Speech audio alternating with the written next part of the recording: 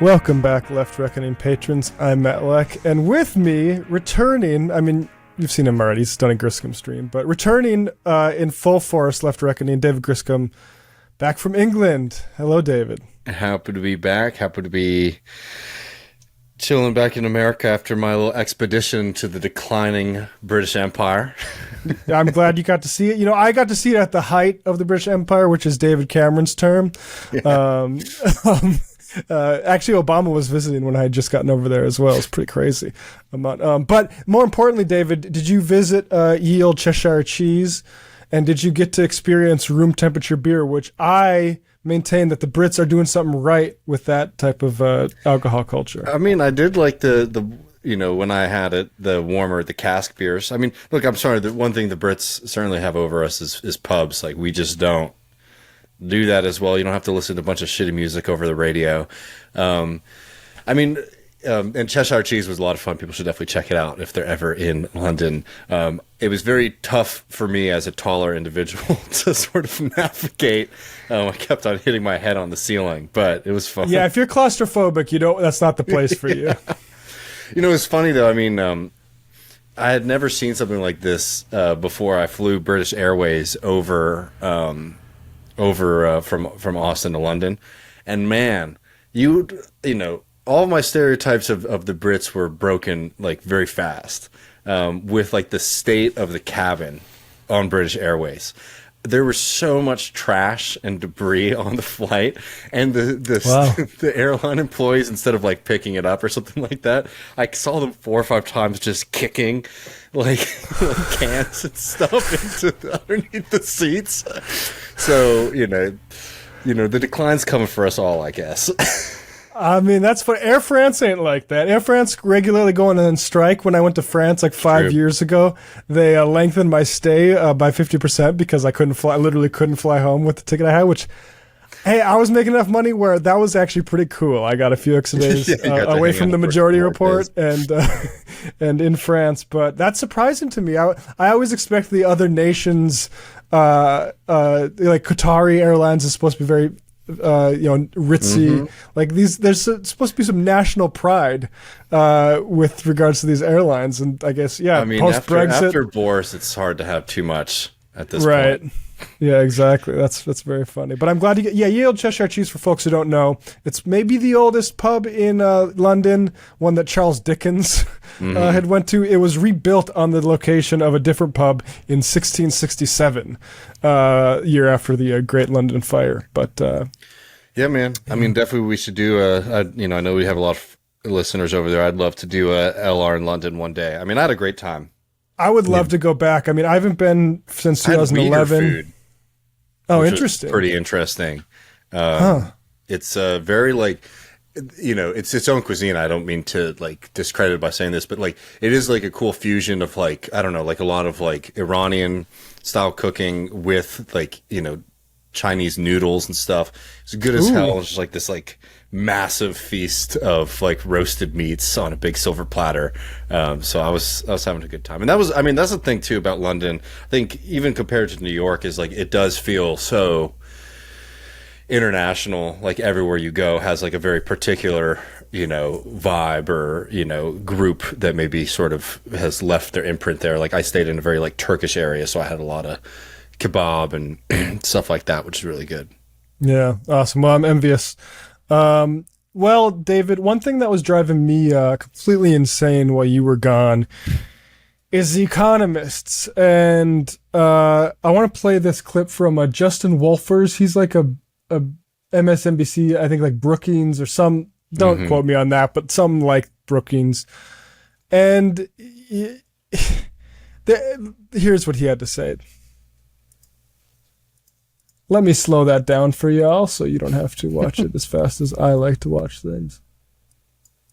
At the grocery store, there is data. Egg prices, which were super high just a few months ago, have been cut in half. Why is it that the economy doesn't feel better for more Americans? Because these are really positive moves. In fact, egg prices are down 80% since the start of the year. But they were ridiculously expensive at the beginning of the year. Just give me that.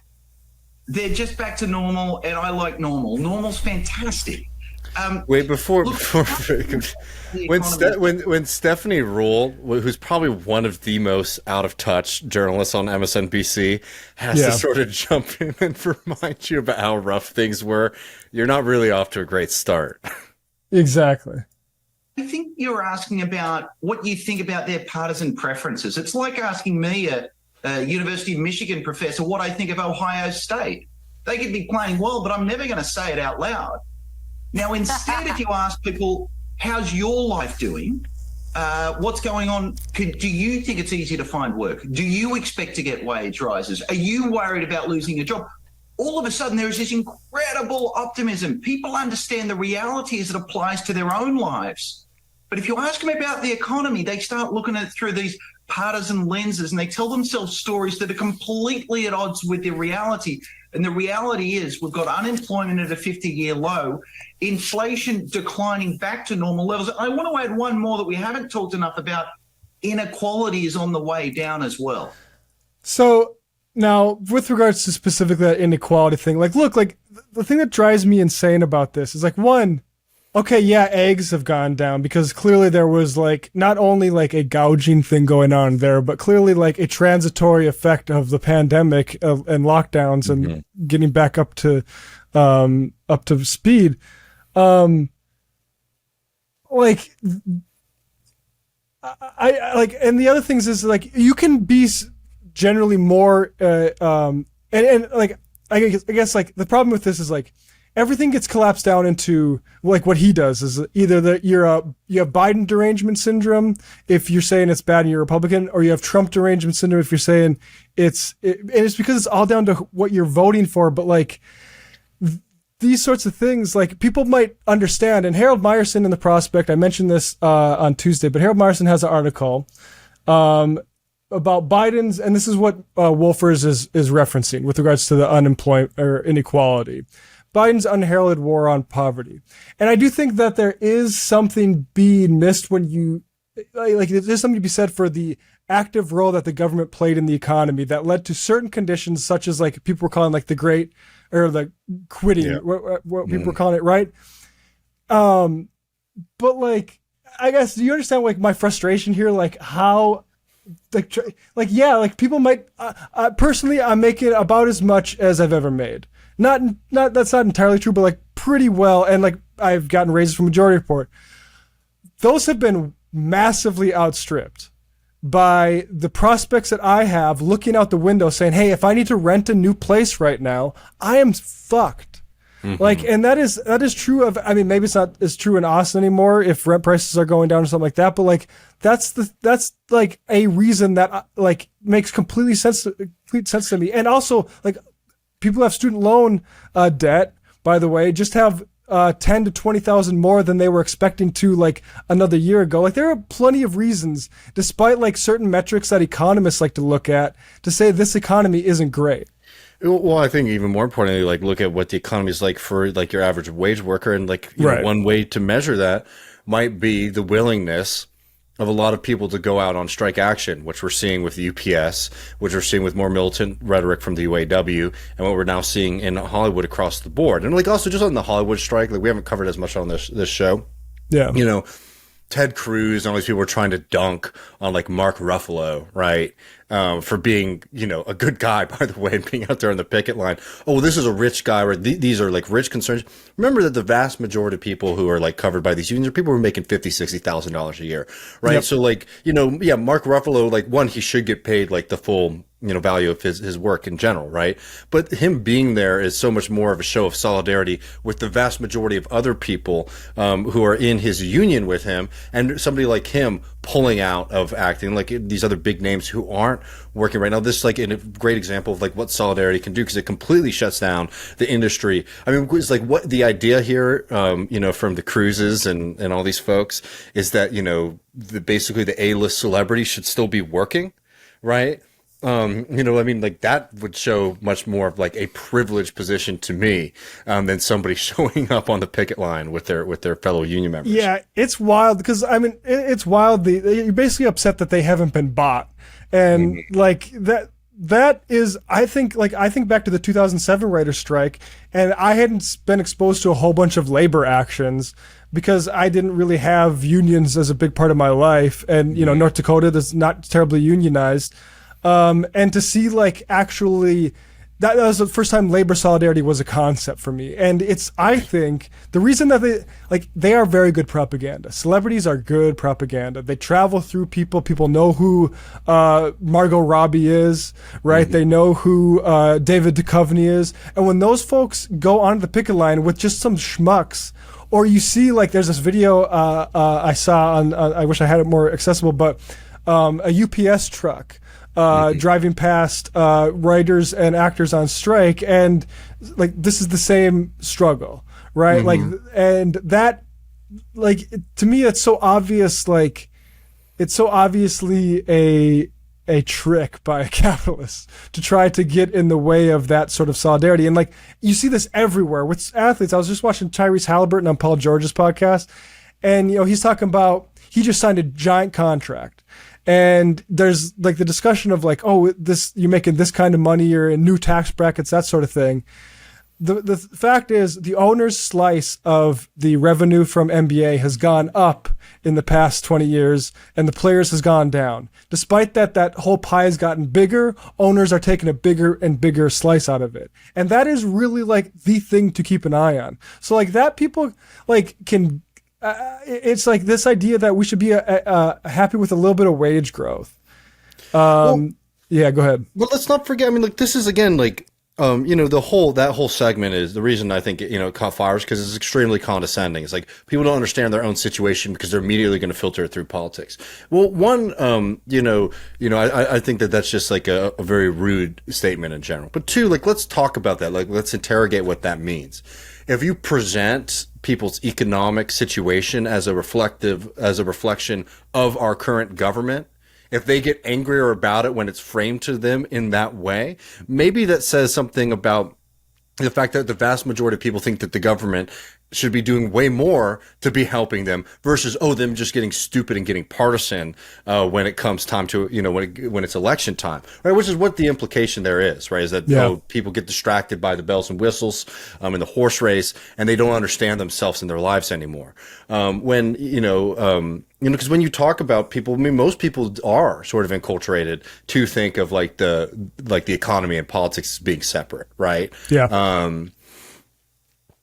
So, when you introduce it as something that is actually connected, then I think people probably are more likely to get mad than not, because most people aren't doing well. And look, it's great if we see some signs of real wage gains compared to inflation.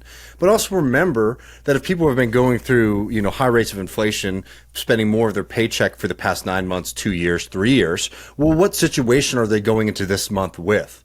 Right? Even if they have a net increase, there are a lot of people who are net debt. I mean, we have seen in the past few years the incredible rise in consumer debt through these pay it later, buy now, pay later services, which have been a massive growth in the U.S. financial economy, right? That means a lot of people are now spending extra money that maybe the inflation's gone away, but they're now servicing debts that they had to take on during the pandemic, during the sluggishness after the pandemic to deal with that kind of thing. And they're not getting, these kind of solutions. The tax breaks and things like that everyone's trying to tout when it comes to Biden. A lot of them haven't even gone into effect. And the ones that will are going to go into the effect for wealthier households who are going to do things like weatherizing their houses and things like that. So when it comes to government policy on these kind of things, I don't think, it's unreasonable, to expect people to sort of wake up in July of 2023 and start saying, these things are really working well for me. And two, this is, I think, encapsulates the kind of political liberal, partisans of the Democratic Party view on politics, right? Is we're smart, we got the numbers, we can look at, at these kind of things. Everyday people don't understand them. And it's just it's just the problem with politics that everyday people are just too stupid to understand what's going on around them. And actually everything is really, really great. And, what we'll get for the next few months going into the presidential campaign from Biden is not going to be, we're going to do all this for you. It's going to be, I've done so much for you. Your life is so much better. And I'm going to convince you that it is, right? Yep. Which you're already on your back foot. Because again, the goal here is not to win over working class voters to the Democratic Party. The goal here is to make wealthier people who probably have big hearts, right, and vote Democrat because of that, feel better about the state of America. So that they, the popular frustration with Biden, the popular frustration with this party's rule, it's sad, but basically just because people are ignorant. And if people had, were intelligent like I am and got college educations, they wouldn't be so mad.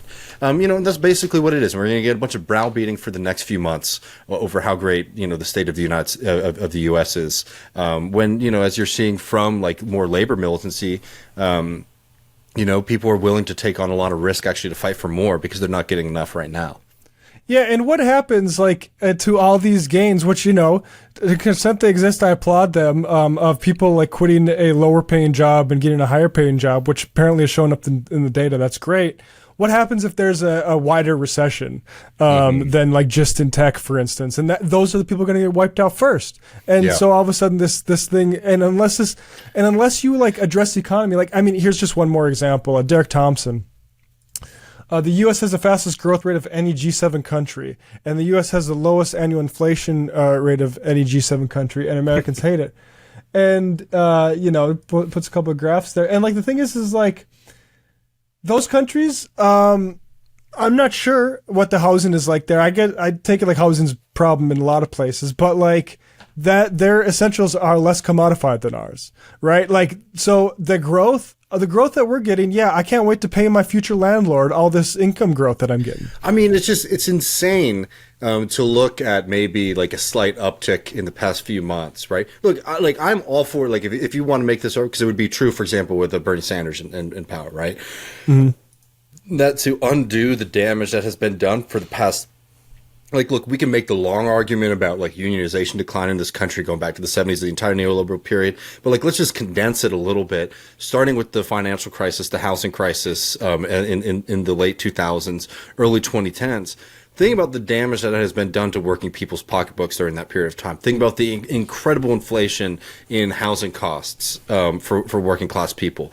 Think about all those kind of increases that people have been struggling under for years and years and years, and then saying, "Oh, we've gone back to some sense of normalcy," right? The great 2019s, right? Right. It's just absurd because like in 2019 we were doing segments on TMBS about just how bad it was then. So like, right. Great. It's great that wages have grown a little bit to sort of combat some of the inflation. It's not enough. And to sit here and browbeat people about it instead of actually like advocating for much more than what we're getting, is absurd, especially when you're seeing the cowardice of the Biden administration fighting for student loan relief, the failure of that party in general to fight for popular pandemic responses like those checks, like child tax credit and things like that, right? Like it's just absurd to sit around here and talk right now about how good things are. And look, it's not going to be a winning message come 24 either, friends. Yeah, absolutely. Well, should we jump over to West for a second? Yeah, we got. We had Danny Bessner and Derek Davison on Majority Report talking about Ukraine and the Russian invasion. We can roll that in with this discussion of Wester. Yeah. Well, I mean, we have this clip here we'll play in a second, and there's 2 points here. It's like one is what he's specifically saying about like the Russian invasion of Ukraine. Which I think like him basically advocating for peace here is great. I think the segment is like a good example of why having Cornel West on major networks is worthwhile, right? I think I've been pretty clear in saying it's like I don't think that it's enough. I'm not like losing sleep over the potential here, but I think it's helpful to have somebody like that in a position. I'm done generally with like putting our eggs in the kind of like messaging campaign basket, right? And I think that that's sort of what this is becoming. But look. We'll take the good with the bad, right? Like, and if the bad is low stakes, then like this is a helpful thing, right? But I don't think we should delude ourselves into saying like this is like the moment or the movement. But he goes on TV, makes a great point, and everyone freaks the fuck out. And I think it shows a really wide gulf between the way we talk about this conflict in the U.S. and in other places. But if we have this clip, we can play a couple minutes of it. Know how empires behave, sophisticated. If Russia had missiles in Mexico and Canada, the United States government would probably blow them to smithereens because that's how empires behave. We had the same challenge in Cuba in 1962. So what we end up... No, I got it. Well, let's learn a little bit further. Win with a criminal invasion. I know some of my left-wing comrades who know it's an invasion. Criminal invasion, but a criminal invasion provoked by the expansion of NATO, which is an instrument of U.S. global power. And we have to be able to conceive of a world when we look at China, when we look at Russia, when we look at Ethiopia, when we look at Haiti, when we look at Brazil, we got to see precious human beings rather than these competitive nation states that are trying to devour more profits, more land, and more territory. Can we conceive of such a world? Can we pursue such a world? I think we have to. What's at stake? The destruction of the species, the destruction of the planet, the destruction of democracies as we know it. But so we're cutting against the grain, but always with a smile. Practically speaking, what would you accept in Ukraine? Like what? I mean, Trump claims he could fix it in 24 hours. What would that look like for you? Oh, what I would do, I would bring in the Chinese, the Turks, the African rulers. I would sit down with the Ukrainian leaders and say, we must stop this war, stop these war crimes, the cluster bombs on a variety of different parties, and make sure that we begin a diplomatic process for a just peace. And that just peace is going to have some serious concessions across the board. Russian troops have to leave. There's going to be debates over the territory. There's going to be some kind of concessions over the territory, but stop the killing. Why? Because the Ukrainian brothers and sisters are precious, and they are bearing so much of the suffering with this proxy war between the American empire and the Russian Federation. So there's responsibility and blame across the board, but the American empire does bear a significant responsibility here, even though there's not the sole or exclusive responsibility, and it's in no way a pro-Putin. People say, oh, you must...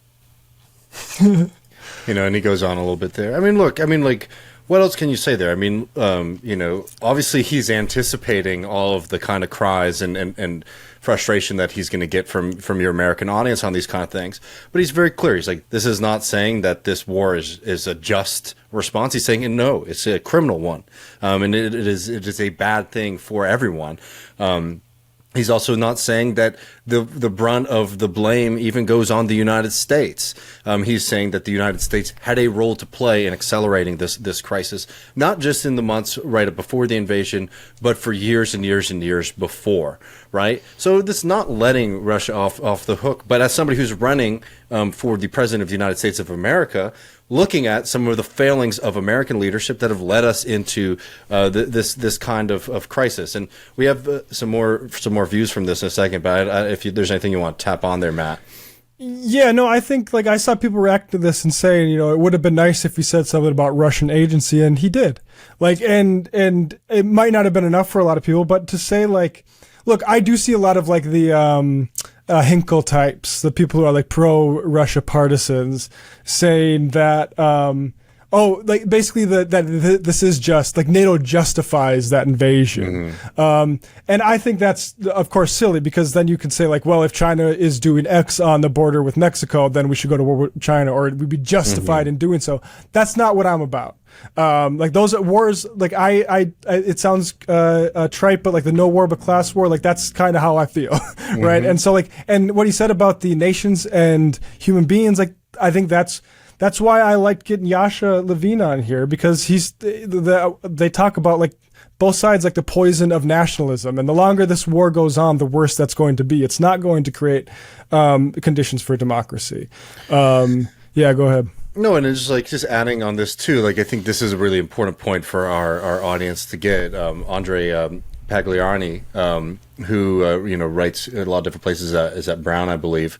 This is precisely Lula's position, talking about the Cornel West clip. This is precisely Lula's position, shared by many leaders of the so-called third world. One has to be an extremely parochial U.S. American to categorically rule out what Cornel West says here. I wish he was running in the Democratic primary, but that's another story, right? And like, I think that's sort of it. It's like the argument here is not even like I think I agree with what West is putting down here, and with Lula's position on these things. I think that like the orientation of the United States and the globe right now should be on ending this conflict, and not, for example, supporting like hardline positions like, retaking Crimea or something like that, which just guarantees that this war goes on forever. Understanding that negotiating is tough, and like there is no kind of rosy path for anyone to take to get out of this conflict, but sitting here and acting like, oh, well, we're going to take nothing but absolute total defeat of like the Russian state, is like a very ludicrous and dangerous and deadly position to take, versus what, and helpful to Putin. Frankly, like that's super useful for Putin's domestic propaganda, and again, like this is like when people say like, oh, diplomacy, you think Putin, like I don't know what the fuck Putin wants, but I do know that the reason that America doesn't have standing on this issue is because of things that people like to call whataboutism, like the Gaddafi, Iraq, whatever they want to call it.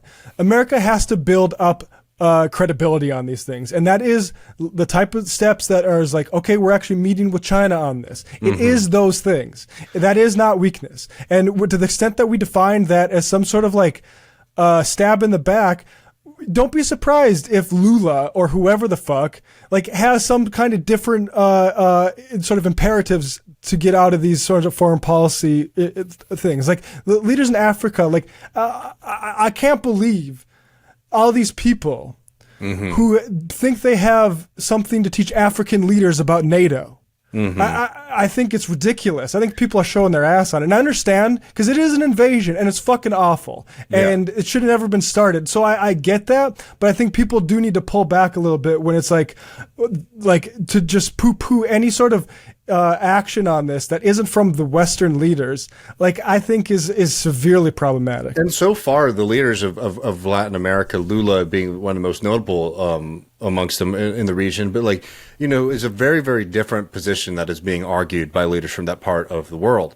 And they have effectively been shut out of, the conversation, right? And you say, well, why would they need to be a part of the conversation? Well, why is the United States a part of the conversation, right? Other than the fact that it's a military and economic superpower, right? So like, we're not going to be able to get anywhere close to like a global consensus if we sort of hold on to this like America first mentality that is sort of like America basically can shut out other perspectives on this kind of thing. And like, anyways, it's like, with the West thing, you just see this aspect of like American foreign policy debates, wherein like there's an American line that becomes almost like universal in the media, and the idea that there might even be a counterpoint or counter argument or a different perspective, not just held by like kind of like peace.